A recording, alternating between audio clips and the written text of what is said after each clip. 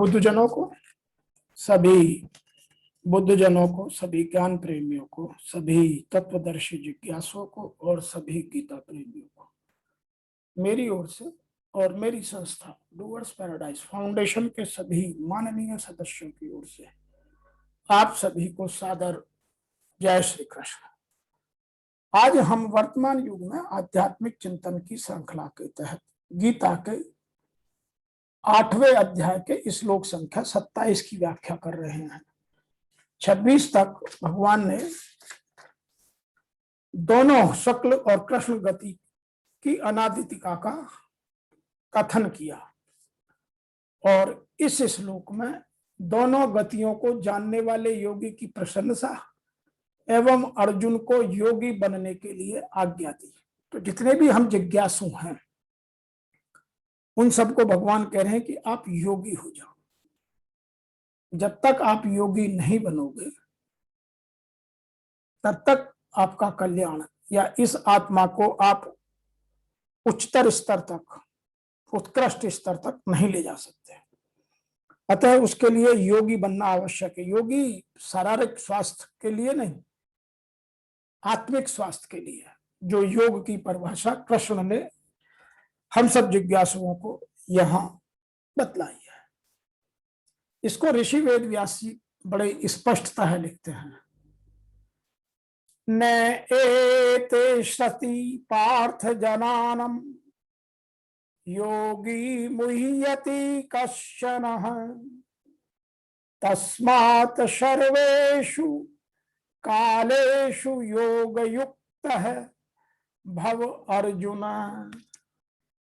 हे प्रथानंदन, इन दोनों मार्गों को जानने वाला कोई भी योगी मोहित नहीं होता, दोनों मार्गों में नहीं भटकता।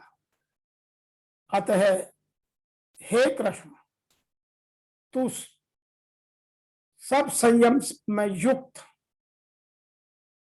या योग युक्त समता में स्थित हो जा। यहां भगवान हम सब जिज्ञासुओं को स्पष्टतः बोल रहे हैं कि समता में स्थित हो जाओ। व्याख्या कुछ इस प्रकार से है। सकाम भोग तथा संग्रह की कामने वाला मनुष्य ही मोहित होता है। कौन मोहित होता है? जो सकाम भोग और संग्रह की आवश्यकता से काम करता है, अर्थात जन्म मरण को जाता है। शुक्ल और कृष्ण मार्ग को जानने वाला मनुष्य निष्काम कर्म योगी हो जाता है, निष्काम योगी हो जाता है, इसलिए वह जन्म मरण में जाता ही नहीं,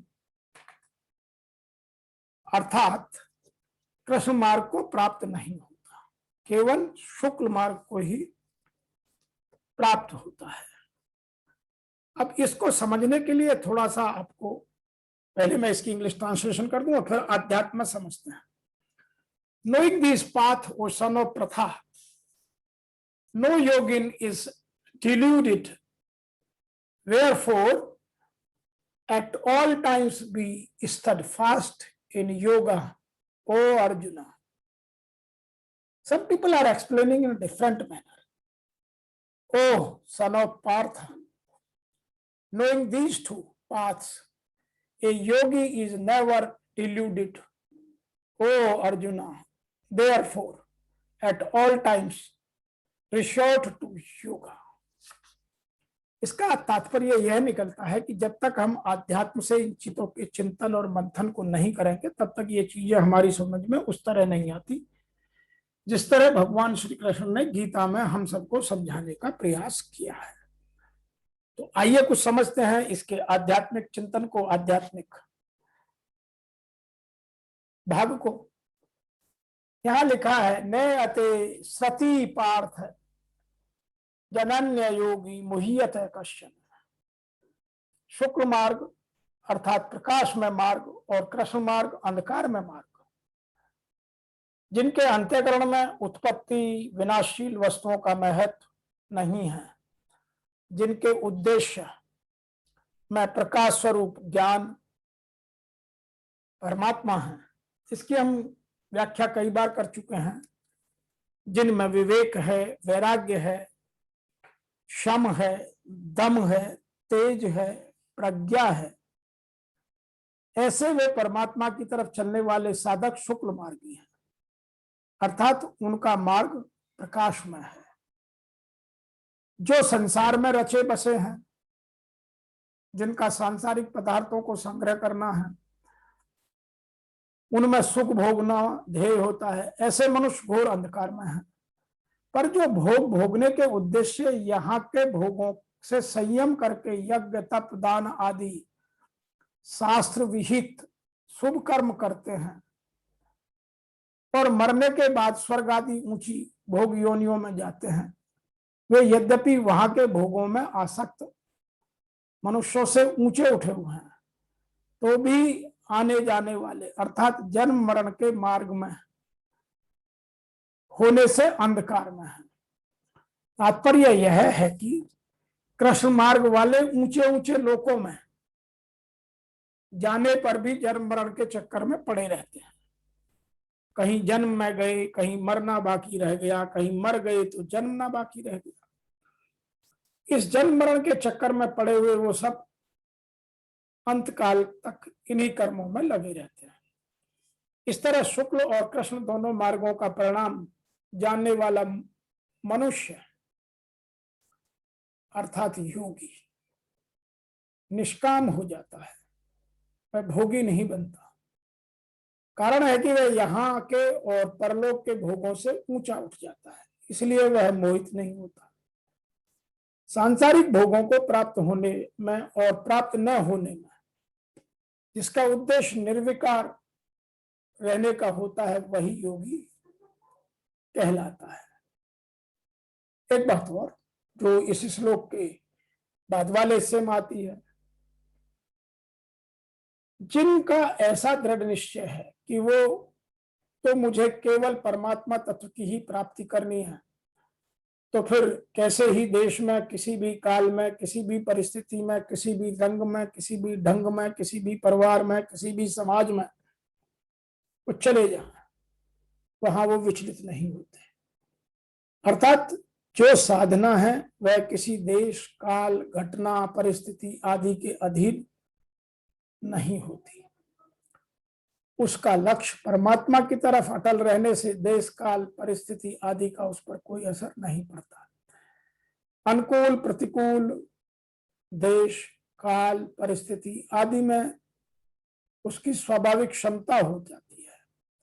इसलिए भगवान अर्जुन से कहते हैं कि तुम सब समय में अर्थात अनुकूल या प्रतिकूल परिस्थिति में के प्राप्त होने पर उनसे प्रभावित न होकर उनका सदुपयोग करो।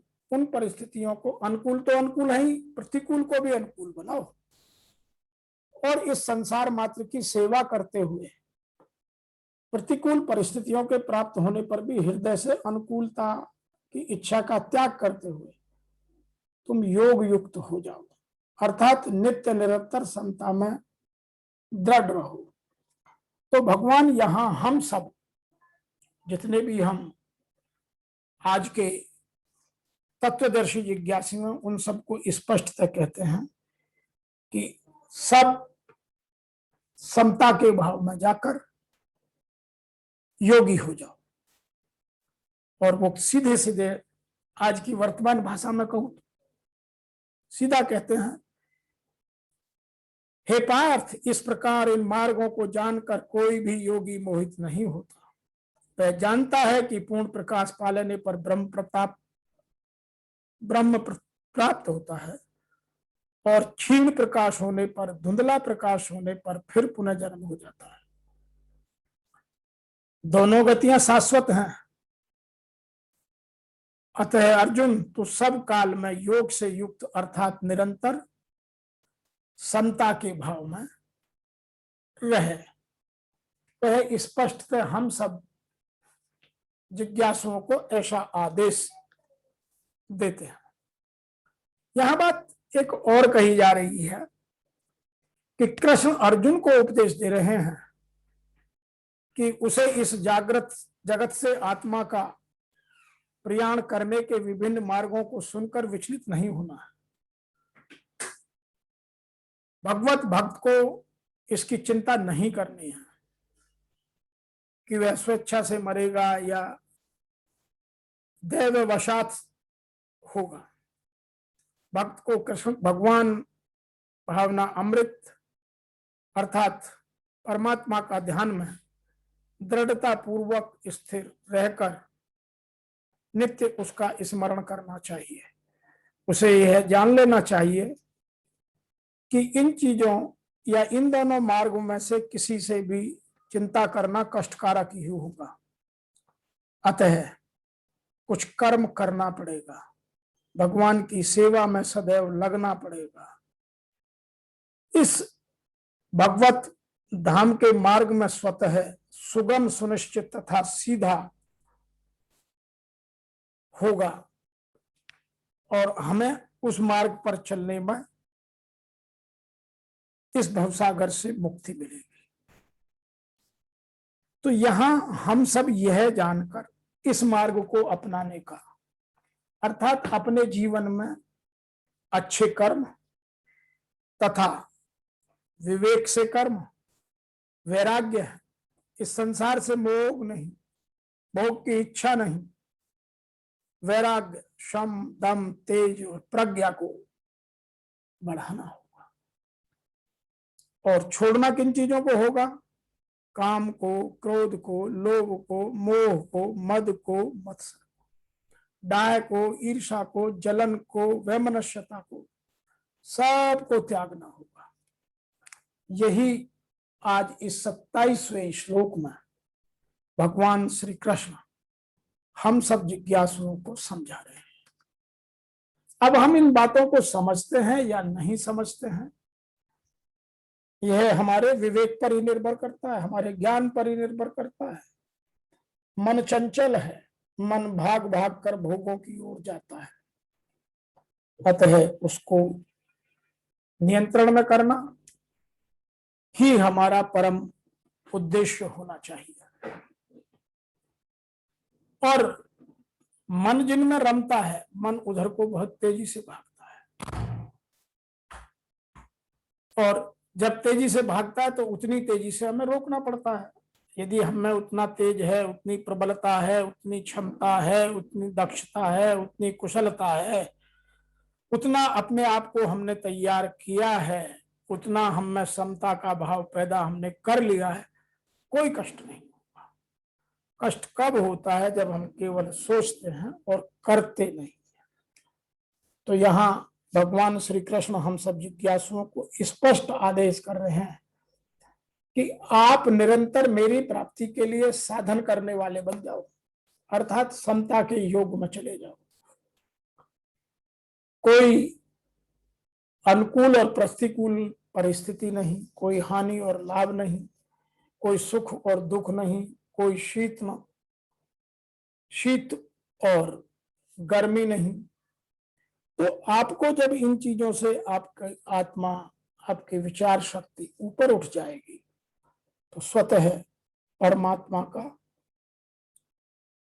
साथ हमारा विलय हो जाएगा, परमात्मा में इस आत्मा का विलय हो जाएगा। तो आज के इस श्लोक में इतना ही। आपसे फिर मिलेंगे इस 8वें अध्याय के अंतिम श्लोक की व्याख्या लेकर। तब तक के लिए आपको मेरी ओर से और मेरी संस्था डूअर्स पैराडाइज फाउंडेशन के सभी कर्मठ, सहनशील भगवत भक्तों की ओर से ओम नमो भगवते वासुदेवाय नमः।